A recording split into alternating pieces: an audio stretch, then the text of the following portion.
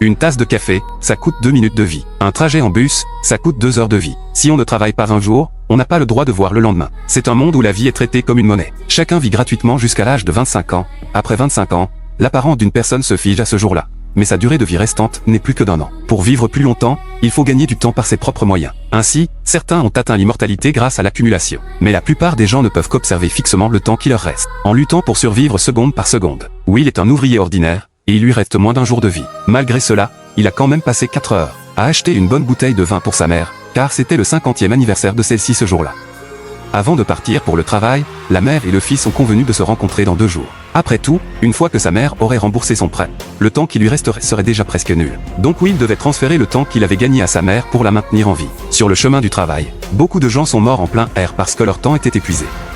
On voit trop souvent ce genre de scène. Donc Will et son ami n'ont même pas jeté un œil, et sont rentrés droit dans l'usine. Quand il a fini son travail en début de matinée, une partie du salaire de Will a été déduite à nouveau. Mais il n'y avait rien qu'il puisse faire. Plus tard, il est allé dans un bar pour recouvrer une dette qu'on lui devait. Juste à ce moment-là, un inconnu a attiré l'attention de Will. Cet homme parlait et agissait de manière extrêmement ostentatoire, et ce qui est plus important, le temps restant affiché sur son poignet était même de plus de 100 ans.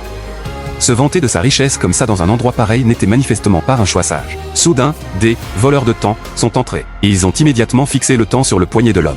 Avant que son temps ne soit volé, l'homme a demandé à aller aux toilettes.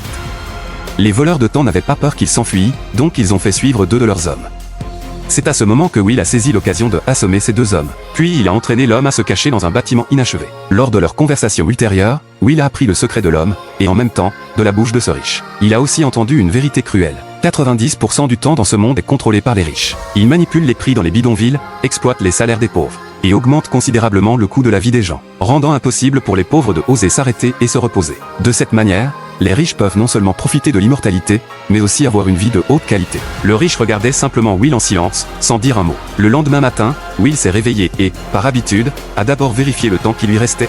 À sa grande surprise, il a découvert qu'il avait gagné 100 ans de temps en plus. Mais le riche avait déjà disparu depuis longtemps. Il s'est levé, est allé à la fenêtre pour vérifier, et a vu le riche assis tranquillement sur le bord du pont. Il s'est avéré que le riche avait donné tout son temps à Will et attendait silencieusement la fin du compte à rebours de sa vie. Plus tard, le cœur du riche a cessé de battre, et il est tombé dans la rivière.